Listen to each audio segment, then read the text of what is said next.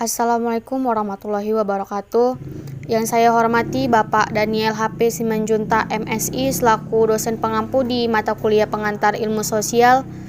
Perkenalkan, nama saya Tiara Akilah dari kelas reguler D 2020 Pendidikan Antropologi Fakultas Ilmu Sosial Universitas Negeri Medan. Di sini saya ingin menjelaskan tentang ketimpangan sosial.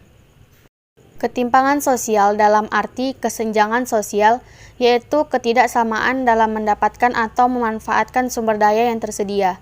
Ketimpangan sosial membuat masyarakat yang tidak mempunyai akses sumber daya melakukan perlawanan. Ketimpangan sosial akan terjadi ketika signifikannya perbedaan sosial dan stratifikasi sosial di masyarakat. Contoh dari ketimpangan sosial yang saya ambil, yang pertama ketimpangan gender. Keluarga-keluarga masih memiliki konsep konstruksi gender bahwa anak laki-laki memiliki prioritas untuk melanjutkan pendidikan karena akan menjadi kepala rumah tangga. Jadi di daerah saya itu masih banyak orang-orang yang menganggap bahwa untuk apa perempuan itu sekolah tinggi-tinggi gitu. Karena kan juga akan kerjanya itu di rumah aja, mengurus anak, mengurus dapur, seperti itu. Padahal kan perempuan dan laki-laki itu memiliki tempat dan kesempatan yang sama untuk mengenyam pendidikan yang lebih tinggi lagi gitu. Yang kedua, ketimpangan pendidikan. Banyak masyarakat yang ekonominya menengah ke bawah tidak bisa menyekolahkan anaknya sampai ke jenjang yang lebih tinggi. Jadi daerah saya tuh masih banyak orang-orang yang tidak sanggup menyekolahkan anaknya karena kurangnya pekerjaan atau banyaknya pengangguran atau kerjaan yang nggak menetap. Jadi penghasilannya itu tidak cukup untuk bisa menyekolahkan anaknya. Faktor penyebab terjadinya ketimpangan sosial yaitu yang pertama kondisi pendidikan. Di sekitar rumah saya masih banyak anak-anak yang memiliki semangat belajar yang tinggi, tetapi orang tuanya tidak bisa memberikan pendidikan yang layak kepada mereka. Begitu pula sebaliknya, masih ada anak-anak yang orang tuanya mampu tapi tidak punya semangat belajar untuk terus melanjutkan sekolahnya.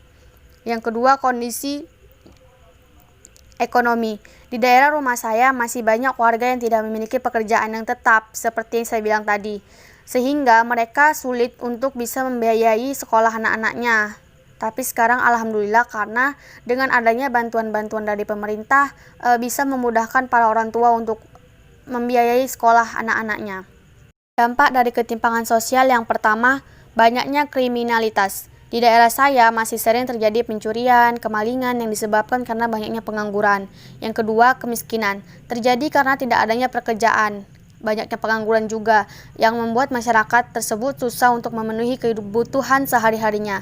Yang ketiga, kemerosotan moral. Terjadi karena jika anak-anak tidak bisa sekolah, lalu di rumah pun tidak mendapatkan pendidikan yang bagus, yang baik dari orang tuanya, dari lingkungan keluarganya, dari lingkungan masyarakatnya, maka anak tersebut akan bersikap semena-mena seperti membuang sampah sembarangan, merokok pada usia yang dini, berbicara tidak sopan pada orang yang lebih tua, dan lain sebagainya. Solusi dalam mengatasi ketimpangan sosial yang saya berikan yang pertama, mengubah pola pikir bahwa kita sebagai pelajar itu haruslah belajar lebih giat lagi agar bisa mendapatkan pekerjaan yang layak nantinya yang bisa kita gunakan untuk mengangkat derajat orang tua kita. Yang kedua, meningkatkan keimanan kepada Allah Subhanahu wa Ta'ala bahwa mencuri yang bukan milik kita atau mengambil yang bukan hak kita itu adalah perbuatan yang dosa. Yang ketiga, menciptakan pekerjaan. Dengan cara mulai sekarang belajarlah dengan lebih giat, lebih tekun lagi, dengan lebih semangat lagi agar bisa menjadi seorang yang bisa mewujudkan cita-citanya seperti menjadi pengusaha, agar kita bisa membantu atau membuka lapangan pekerjaan bagi para pengangguran di luar sana. Baiklah, sekian yang bisa saya sampaikan. Bila ada kekurangan dalam penjelasan saya mohon maaf, dan kepada Allah saya mohon ampun. Semoga apa yang saya jelaskan bisa bermanfaat bagi kita semua. Wassalamualaikum warahmatullahi wabarakatuh.